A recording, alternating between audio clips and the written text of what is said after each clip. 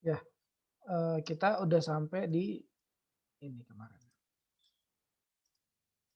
Oke, ini ya. By the way suara saya jelas kan ya di sana ya? Jelas nggak suara saya? Jelas Pak, Jelas, jelas. Kak. Jelas ya? Oke. Nah, kita sampai sini. Nanti kalau ada yang nggak ini paham tolong tanya.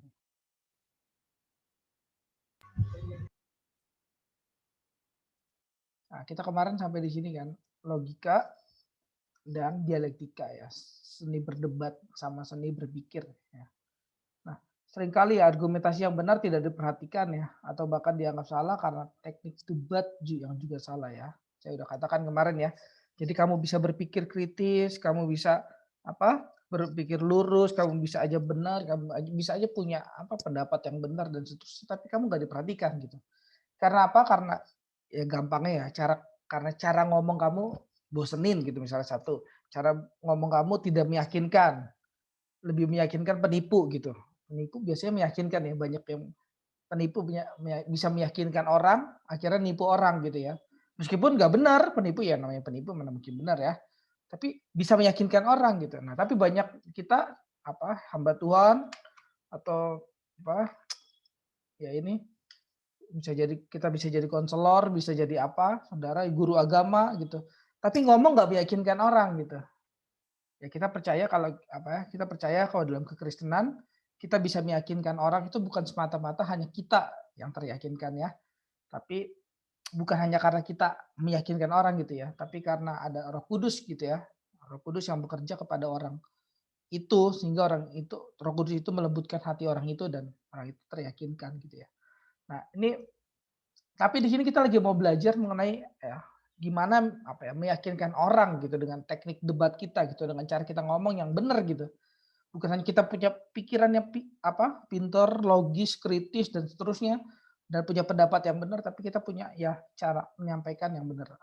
Ibaratnya kalau gampangnya ya bukan hanya punya apa bahan yang benar tapi punya apologetik yang benar gitu ya. Ini salah satu bahan dari apologetik juga seni berdebat ya.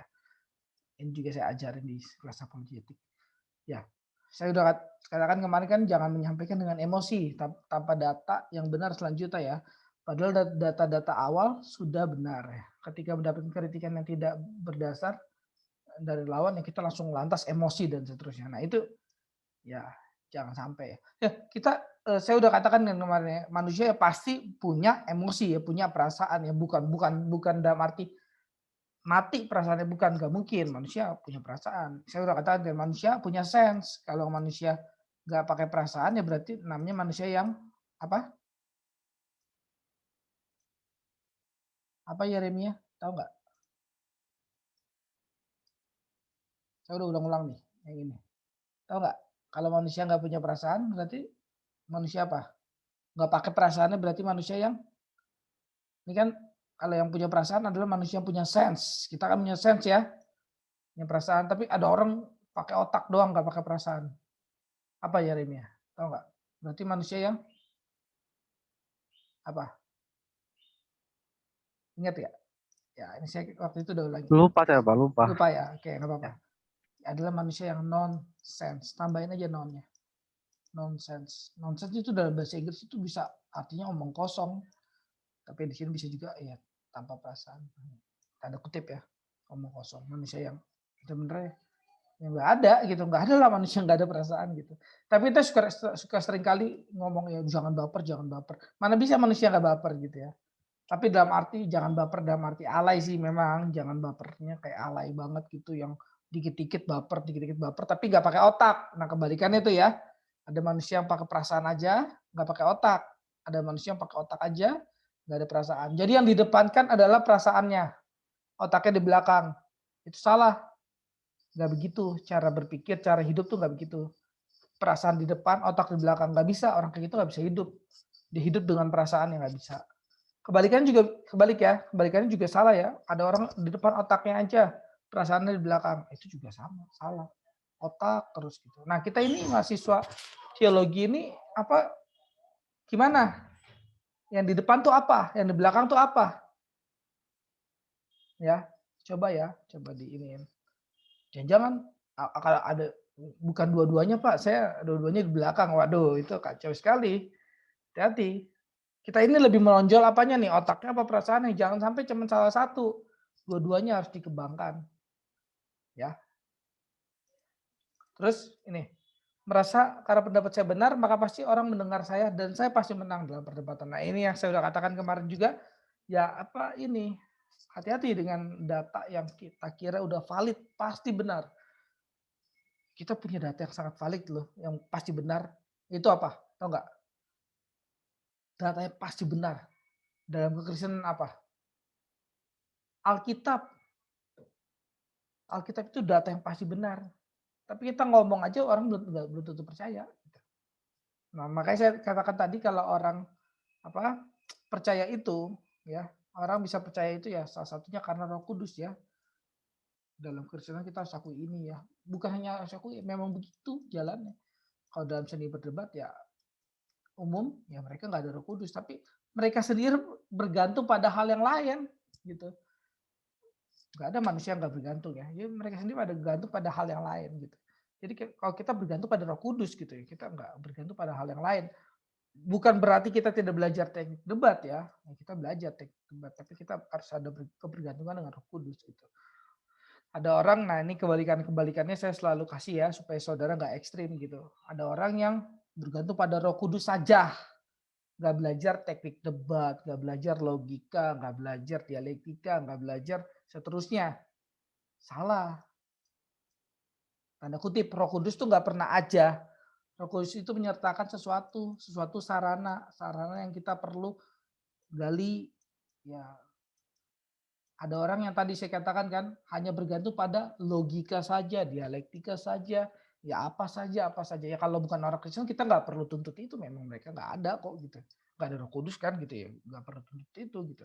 Tapi kalau ada orang Kristen masih begitu gitu, cuma bergantung pada dialektika saja, logika saja, jadi budak logika lah, budak dialektika lah. Aduh itu celaka sekali orang Kristen seperti itu gitu. Nah itu juga salah. Kalau cuma bergantung pada sarananya aja, logikanya, dialektikanya, dan seterusnya. Jadi saudara nggak boleh bergantung pada ini saja atau ini saja, tapi dua-duanya. Roh Kudus itu menyertakan sesuatu, yaitu sarana yang kita boleh pelajari. Dialektika, logika, dan seterusnya ya. Nah, lanjut ya, dikit. Supaya paham yang ininya. Ada perbedaan antara logika dan dialektika. Yang pertama hadir demi mengoreksi pemikiran-pemikiran kita apakah sudah sesuai dengan kelogisan. Nah, ini saya bilang tadi ya, logika itu ya cuma cara berpikir gitu, bukan cuma cara berpikir itu bukan cuma, tapi ya logika itu cara berpikir ya. Yang sesuai yang logis itu bagaimana gitu ya. Nah, yang kedua hadir demi mengatakan kepada orang lain gitu, apologetik gitu ya. Berdebat gitu, dialektik. Kita punya apologetik, kita punya dialektik ya, berdebat. Dan memperlihatkan apa yang kita punyai layak kamu percaya juga. Gitu ya. Ini saya sodorkan ke kamu gitu. Saudara kalau punya pulpen gitu ya, pulpen saudara enak gitu misalnya dipakai, pasti suruh beli aja nih pulpen. Enak tahu pulpennya kayak gini, enak gua aja pakai udah bertahun-tahun enak. Lu beli dah gitu. Bener gak? Saudara punya pulpen kayak gitu, kira-kira saudara punya makanan yang enak, saudara tawarin orang. Tapi saudara punya Injil loh, saudara. Saudara punya Injil kerajaan Allah, kenapa kita nggak ini coba menawarkan? Saudara punya bukan hanya Injil, saudara punya apa? Logika yang benar gitu ya. Kita udah belajar logika kan, gitu ada kesalahan berpikir banyak banget kemarin kan, yang kita bisa harusnya terhindar dari situ. Kalau saudara udah selesai belajar, ya sekarang saudara tawarkan ke orang lain gitu. Supaya dunia ini lebih baik dengan logikanya gitu. Supaya ini ya, saya kemarin bilang ya, terorisme itu bukan dicuci otaknya saudara, bukan. Terorisme itu ya radikalisme, terorisme ya entah agamanya apa. Terorisme itu nggak mengandung agama sebenarnya. Agamanya boleh apa aja, boleh Kristen, boleh Islam, boleh Buddha, boleh Hindu, boleh apa aja agamanya bisa masuk terjangkit dalam terorisme bisa. Jadi itu bukan agama, terorisme itu bukan agama sama sekali sebenarnya. Terorisme itu suatu semacam rasionalitas tertentu, cara berpikir tertentu yang membuat dia ke sana gitu. Bisa pakai agama apa, itu sarannya agama apa gitu. Nah, itu mereka itu nggak dicuci otaknya loh. Terorisme nggak dicuci otaknya, saudara. Enggak. Terorisme itu pakai rasionalitasnya. Kayak saudara sekarang ini, saya lagi ngajar ini bukan saudara dicuci otaknya, enggak. Saya nggak lagi cuci otak saudara. Saya lagi jalankan rasionalitas saudara secara tertentu. Saya ngomong, saudara pikir kan? Pikir, ya kita sampai kepada rasionalitas tertentu. Saudara nggak dicuci otak kan sekarang kan? Nggak lagi dicuci otak kan? Tapi ini lagi tanda kutip ya, dibawa ke rasio tertentu. Nih, sini ya, saya ngomong gini misalnya. Saya ngomong A, gini. Saya ngomong B, saya ngomong C, ngomong D, ngomong E, sampai saudara dibawa ke rasio tertentu di sini gitu. Ini yang kita lagi mau pelajari yaitu bawa rasio tertentu sampai ke sini. Nah, yang dipelajari terorisme juga sama. Terorisme nggak dicuci otak, enggak apa dihipnotis lah atau apa, bukan. Dia cuma diajari sesuatu A, sesuatu B, sesuatu C, sesuatu D, sampai dia ke sini juga gitu. Sesuatu Z sampai ke sini gitu. Paham nggak? Diajarin sesuatu sampai dia pikir itu benar gitu. Itu namanya rasionalitas tertentu, akal tertentu yang membuat dia mengatakan akhirnya benar gitu. Apakah di dalamnya ada kesadaran? Sadar, mereka taruh bom itu sadar, taruh bom di jaketnya gitu, taruh bom di itu. Sadar. Mereka apa mau bunuh orang tuh sadar, bukan kesurupan lah atau apa. Enggak. Sadar pakai otaknya gitu. Tapi otak yang udah bukan dicuci, bukan. Tapi otak yang udah ya diajarin sesuatu sampai tahap tertentu. Sampai tahap tertentu dia mengatakan bahwa Z itu adalah benar. Rasio Z itu benar. Gitu. Paham ya mengenai itu, ini ya. Nah ini yang juga kita sedang pelajari seperti ini. Jadi saya tuh bukan cuci otak saudara, tapi ya saya mengajarkan saudara sebuah rasio tertentu sampai saudara paham. Nah gitu. Sampai kalau di sini pakai bahasa di sini, sampai saudara sampai kita dapat memperlihatkan apa yang kita punyai layak kamu percaya juga. Saudara bayangin deh kalau terorisme aja, tanda kutip ya, saya bukan terorisme, jadi saya nggak tahu jalan hidup terorisme dan bagaimana, saya nggak ini ya. Tapi tanda kutip ya, kalau terorisme aja bisa ya, tanda kutip ya, bisa membuat rasio orang berubah gitu ya. Punya kerajinan untuk rasio orang berubah gitu ya. Ini ya, ya kita alangkah baik kita juga gitu ya. Kalau terorisme aja sampai ini ya, mau coba memperlihatkan apa apa yang kita punyai itu layak, apa yang dipunyai itu layak gitu ya. Untuk dipercaya orang lain juga ya. Ini jangan sampai orang Kristen kagak gitu. Ya. Jangan sampai kita enggak memperlihatkan apa yang kita punyai layak dipercaya oleh orang lain. Nah, kendati adanya perbedaan, namun adanya juga kesatuan yang tidak bisa dipisahkan antara belajar logika dan dialektika ya. Ini emang selalu bercampur ya. Ya, selalu tidak pernah terpisah ya, selalu tercampur dan tidak pernah terpisah. Sederhananya pelajar logika tanpa pelajar dialektika, ya perkataan Anda mungkin saja benar, namun orang lain belum tentu saja percayanya karena kelemahan dialektika Anda ya. Saya udah katakan kemarin ya, Luther pun bahkan Luther Bapak gereja kita ya gitu kalah debat gitu ya. Padahal yang dia bawa doktrinnya betul gitu. Bukan salah betul, tapi kalah debat gitu. Karena kita bisa kalau alasannya karena itu berarti macam-macam ya gitu. Bukan satu gitu. Karena berarti banyak gitu. Karena mungkin Tuhan tidak izinkan dia menang memang waktu itu gitu. Mungkin dia pikir dia bagus gitu. Kan kita percaya ada sesuatu hal di luar kendali kita ya. Manusia tuh hanya sesuatu ya, bukan segalanya ya. Kita percaya ada Tuhan gitu. Tuhan yang mengendalikan hidup kita. Ya bisa juga ya karena dialektika dia hancur gitu waktu itu misalnya. Kita ini ya, bisa debat lah, bisa diskusi mengenai itu.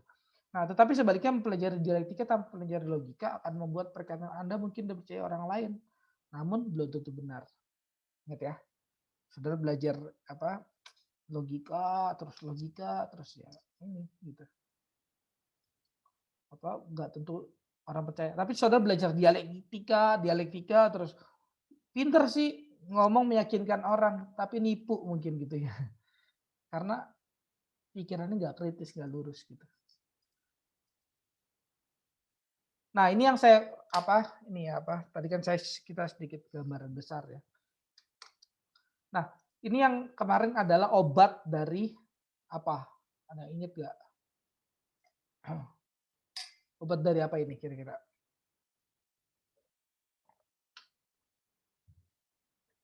Saya tes saudara minggu apa lupa. Ini obat dari apa kira-kira? Ini saya kasih ininya ya, penyakitnya.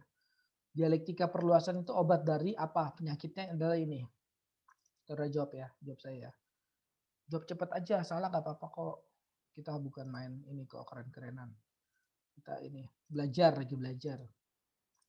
Jangan malu, jangan takut, biasa aja. Ini obatnya ini. Obatnya itu. Tapi penyakitnya apa? Saudara tahu nggak? Yang mana penyakitnya? Obatnya ini. Ini obatnya. Dialektika perluasan. Periksa apakah lawan sedang memperluas argumentasi yang kita katakan dan apakah argumentasi kita sudah ketat. Ini obatnya. Penyakitnya apa nih kira-kira? Kemarin saya udah ajarin loh, saudara. Apa ini?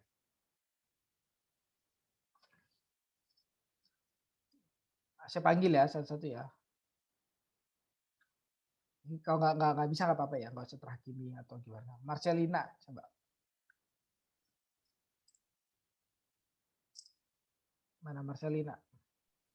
Ya, Pak. Ya. Mana? Kalau dari saya ya ini dari argumen yang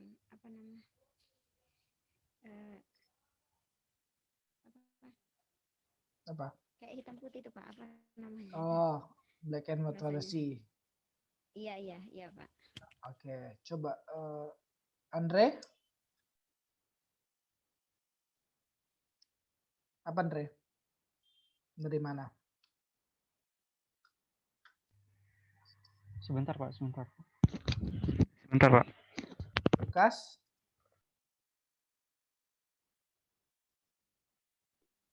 Ya Pak. Dari mana? Obatnya, penyakitnya mana? Ya kalau dari saya Pak, ini kalau di satu dia tentang penjelasannya di sini, periksa apakah lawan sedang memperluas argumentasi yang Ya, nggak usah dibacain lagi dong. Udah kita udah baca. Terus bahwa sakit apa? Penyakitnya apa? Sebagai seseorang dia yang sakit, dia sakit usus atau ginjal, ya, tapi maksudnya bukan pertanyaan bukan itu, berarti kamu nggak konsen sama belajar, kebanyakan mikir yang lain, mungkin nggak belajar di kelas. Ayo, Adin, kita nggak butuh jawaban muter-muter, kita butuh jawaban to the point. Apa sakitnya? Sakitnya yang tadi barusan tuh ada pilihannya, ada 14 yang udah kita pelajari minggu-minggu lalu. Makanya Lukas nggak boleh bengong di kelas kalau dijelasin sambil mikir. Apa ya dijelasin gitu. Ayo. Kalau kira-kira Pak kesusahan, tanya yang mana yang susah. Maksudnya kesusahan ya harus berusaha dong. Justru saya ngajarin yang kalian itu belum bisa. Kalau kalian udah bisa semua atau kalian udah tahu semua, buat apa saya ajarin? Ya dong. Coba Adin. Mana Adin? Adin ini kebiasaan nggak buka mic, lama buka micnya. Ya.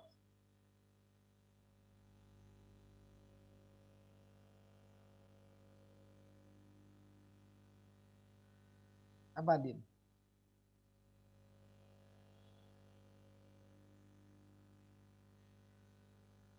Ayo. Gak ada suara Adin. By the way, ininya apa headsetnya mungkin tadi. Buka aja deh, dibuka biasanya kalau dibuka baru ada. Halo Pak. Ya. Ya, argumen dialektikal ini berkaitan dengan Stromer. Ya, kamu nebak apa benar? Apa tahu benar? Ya, terus Enggak, kamu nebak apa beneran tahu? Maksudnya nebak aja atau ingat pelajaran minggu lalu? ingat Pak. Ya, good. Betul. Ini adalah sakitnya adalah stromen ya. Lukas tuh dengar ya. Kamu pelajari loh, itu Adin bisa ya. Iya, Pak. Ya, apa-apa. Ya, ayo belajar ya, ayo belajar. Belajar serius, sungguh-sungguh belajar. Ini demi apa? Belajar itu bukan hanya demi kalian loh. Belajar itu ada orang yang belajar demi orang tuanya, ada orang belajar demi apa? Anaknya. Ada orang ya kan belajar demi anaknya. Apa nak papa kuliah biar nanti bisa menghidupi kamu atau gimana. Ada orang kerja kan demi anaknya. Ada orang ya kerja apa kuliah demi orang tuanya. Ada yang demi pacarnya, ada yang demi siapa lah gitu. Tapi kita tahu nggak sih kita demi siapa gitu? Kita tahu nggak sih? Kita demi pribadi yang sangat agung loh gitu. Tuhan gitu.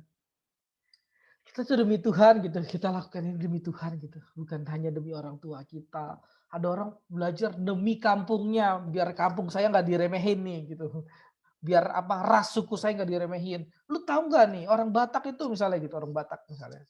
Orang Batak itu ada yang S3 gitu. Wah, gitu. Belajar di sampai tinggi-tinggi demi ya suku kebatakannya gitu. Tapi kita tuh demi Tuhan loh gitu. Kita tuh melakukan ini demi Tuhan, ayo serius demi Tuhan gitu karena melakukannya gitu. Ya. Ya ini stromen, sakitnya stromen. Makanya kita harus tahu sakitnya dulu. Kita kan kalau apa mau beli obat atau mau minum obat ya sakitnya apa dulu nih? Sakitnya stromen ya. Sakitnya stromen, maka jawabannya obatnya dialektika perluasan gitu ya. Stromen itu apa? Ya udah saya ulangin dikit ya. Di sini kan saudara juga perlu punya catatan kan harusnya. Nah ini ya, saya kan udah kasih juga nih.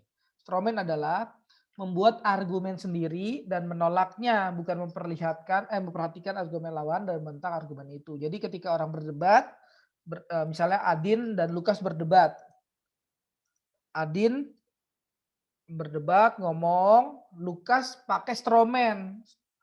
Bukan dengerin yang Adin katakan, malah Lukas bikin apa statement sendiri mengenai Adin, mengenai yang Adin katakan tadi, atau kebalikannya juga bisa, ya. Nah, itu kita bisa pakai obatnya ialah dialektika perluasan. Periksa apakah lawan sedang memperluas, ini ada kata memperluas ya, argumentasi yang kita katakan. Dan apakah argumentasi kita sudah ketat? Paham? Nah, contohnya kan banyak kayak kemarin saya udah kasih ya. Kita sampai sini kan kemarinnya. Nah, ini contoh yang di sini ya saya ini. Saya pernah mengajarkan di dalam Efesus 2 ayat 8 ya. Saya udah ini Saudara bacakan Efesus 2 ayat 8 karena begitu besar kasih itu Yohanes 3:16 astaga. Apa bukan saking sering ininya. Sebentar. Aduh, error. Apa? Jadi lupa. Kita diselamatkan oleh anugerah karena kasih karunia kamu diselamatkan oleh iman itu bukan hasil usahamu gitu kan. Saya sampai ini Yohanes 3 ayat 16 astaga. Nah, ya itu. Efesus ya kita yang terkenal Yohanes 3 ayat 16 soalnya. Efesus 2 ayat 8 gitu kan yang tadi lah pokoknya. Hafal kan ya? Apa kita diselamatkan oleh anugerah ya. Baik. Karena kasih karunia kamu diselamatkan oleh iman gitu ya. Nah, karena kasih karunia kamu diselamatkan oleh iman. Nah, saya kan katakan berarti waktu itu pada saat itu ya di YouTube saya katakan karena kasih karunia kita diselamatkan bukan karena iman gitu. Nah, terus ada orang yang memperluas argumentasi saya gitu ya. Dengan mengatakan bahwa saya tidak menganggap penting iman gitu. Sama sekali loh, sama sekali. Mana iya saya katakan gitu, mana mungkin gitu. Emang benar, tanda kutip ya. Saya katakan iman gak penting di situ. Yang penting adalah kasih karunia. Tapi apakah itu jadi semuanya nggak penting gitu? Itu apa ya? Kayak saudara ngomong gini. Bagi saya, misalnya ya ada orang yang udah tobat gitu, ada tobat terus bagi saya sekarang sebenarnya yang udah nggak terlalu penting sih uang atau apalah. Yang penting bagi saya Kristus sebenarnya gitu. Ada orang tobat ngomong gitu. Apakah maksudnya itu adalah berarti seluruh kehidupan dia nggak butuh uang lagi? Kan bukan begitu maksudnya ya. Paham nggak? Maksudnya bukan begitu loh. Maksudnya pada saat itu gitu dia cinta Kristus gitu, melebihi apapun gitu. Mati pun nggak apa-apa lah gitu. Paham nggak? Bagi saya kamu yang terpenting sih gitu. Kalau ada orang pacaran suka ngomong gitu ya, bagi saya kamu yang terpenting gitu. Apa yang lain nggak penting maksudnya? Bukan gitu, tapi ini yang terpenting itu kamu gitu sekarang. Nah ini sama gitu. Ini jenis ya dialek. Saya nggak kebaca. Nah ini jenis kesalahan ini ya kesalahan dengan obat ini ya, dialektika perluasan, karena seorang memperluas maksud yang tidak dikatakan lawannya ya. Saya mengatakan bahwa dalam Efesus 2 ayat 8 yang dikatakan itu adalah kasih karunia, tadi sudah katakannya. Nah ini perdebatannya picik ya, justru bikin strawman seperti itu ya. Nah ini ya kita pakai dialektika perluasan ini untuk ya debatin orang itu gitu. Enggak, saya enggak mengatakan itu gitu. Kamu jangan memperluas argumentasi saya dong gitu. Ya. Nah ini kita ada ini ya. Kita bukan cuma teori gini doang ya. Coba ya kita sekarang debat gitu ya. Kita praktek dong. Jangan teori doang. Kita sekarang debat. Saya tunjuk ya, misalnya Yeremia menjadi strawman-nya. Sekarang nih at this time langsung. Makanya harus persiapan juga nggak apa-apa. Yeremia jadi strawman-nya. Strawman tahu ya Yeremia, orang yang ininya. Atau jangan deh. Jangan deh, Yeremia jadi dialektika perluasannya aja. Kalau strawman mungkin yang lain aja. Dialektika perluasannya Yeremia, strawman-nya mungkin siapa? Siapa yang mau? Kalau bisa jangan saya, Pak. Bukan mau, kalau bisa jangan saya, Pak. Ya enggak? Ayo enggak apa-apa ya, salah sih enggak apa-apa. Pilih aja salah satu. Siapa tuh? Siapa yang mau? Oke, ini kali. Adin kali. Adin udah paham strawman kan tadi? Paham nggak strawman-nya? Arti strawman. Paham nggak? Arti strawman tadi memperluas pendapat orang gitu ya. Sebenarnya dia nggak ngomong gitu, diperluas. Berarti apa nih? Skemanya berarti siapa dulu yang ngomong kira-kira? Paham nggak? Skemanya ngomong siapa dulu? Kalau si siapa Yeremia adalah dialektika perluasan, terus si Adin adalah strawman. Berarti yang ngomong siapa duluan?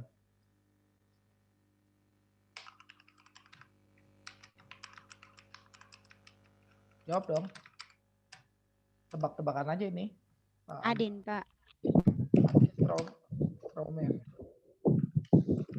Ya, yang ngomong duluan harus Yeremia. Karena harus ada pengembangan diskusi gitu. Harus ada yang Adin nanti fitnah apa kalau nggak si Yeremia nggak ada ngomong. Kan ini Adin tanda kutip ya, Adin kayak pemfitnah gitu, pemfitnah bikin argumen yang lain yang si Yeremia nggak ngomong. Ya, oke. Yeremia mau ngomong apa? Yuk, silakan. Nanti Adin fitnah, Yeremia bantai lagi, maksudnya ini lagi. Bukan seperti itu. Nah itu sebenarnya singkatnya ya. 3 teks berarti. Bentar ya Pak ya, saya mau cari di teks Alkitab dulu Pak, bentar. Oh ya. Yang sederhana aja Yeremia nggak perlu ini. Iya Pak, majelis sederhana ini.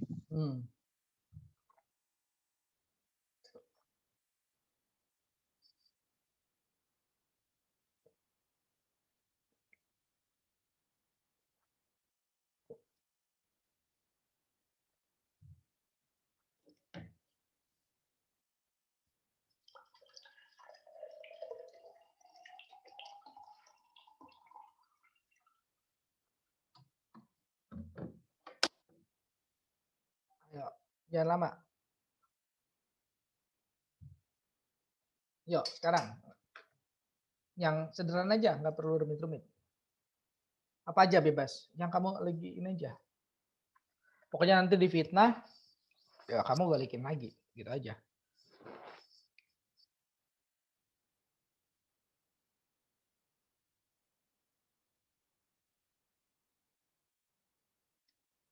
Yuk, Yeremia.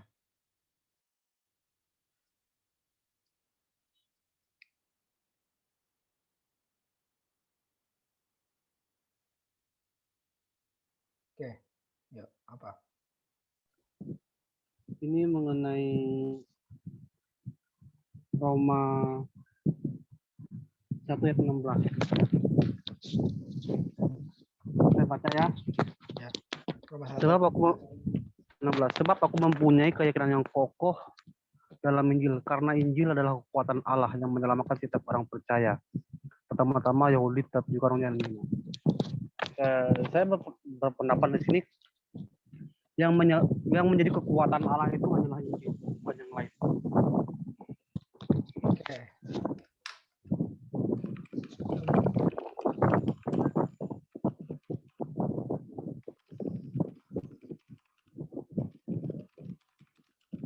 Ya, Adin.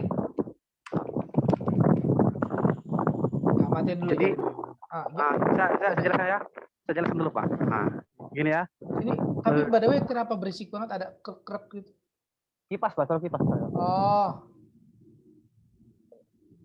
Ya, bentar matiin dulu kalau lagi ngomong. Soalnya berisik banget. Jadi saya berpendapat di sini dari dalam konteks ini iman itu tidak penting, tidak menyelamatkan.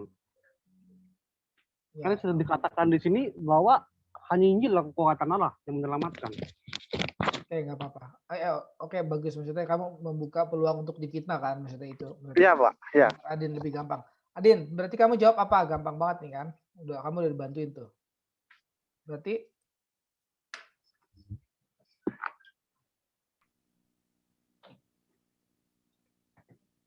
paham nggak Adin maksudnya? Ada bisa untuk bantu Adin, bantu ya, silakan ya. Paham nggak yang lagi kita omongin apa nih? Adin harus fitnah dia. Tadi kan dia bilang Injil buatan Allah, ada Injil bukan yang lain. Bahkan Yeremia bilang, bahkan iman tidak menyelamatkan. Tapi Injil yang menyelamatkan. Itu dia udah buka peluang untuk difitnah tuh, tanda kutip ya. Dia buka celah gitu. Sebenarnya bukan buka celah, itu dia kan kayak lagi kontrasin antara iman dengan Injil. Sebenarnya Injil yang menyelamatkan, bukan iman lu sendiri. Tapi iman lu sendiri kalau nggak ada Injil ya percuma gitu. Sebenarnya itu benar yang lagi yang ngomongin. Tapi itu bisa membuka celah orang-orang, tanda kutip kalau orang sudah nggak suka sama kita bisa aja fitnah kita ya, bisa ya gitu. Nah, Adin coba katakan. Berarti Adin katakan di sini, berarti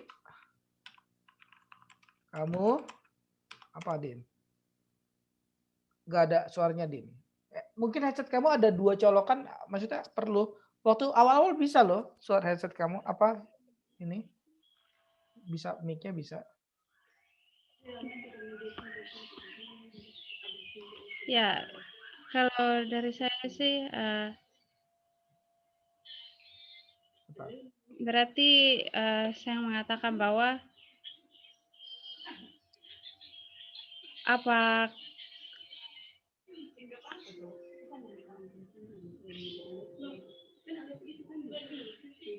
aduh bingung kata-katanya. Ini ya. Berarti kamu menganggap bahwa iman tidak penting Yeremia.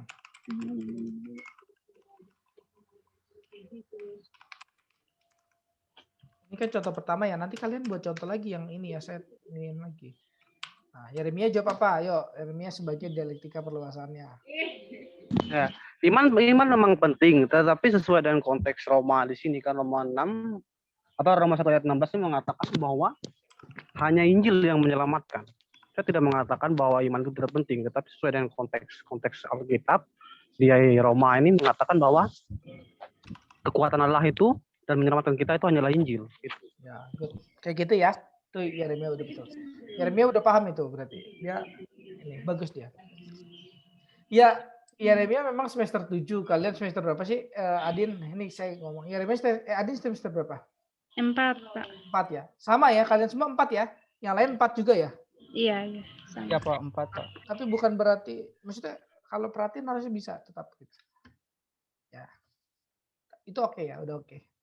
Menurut saya itu oke. Nah, kita misalnya apa?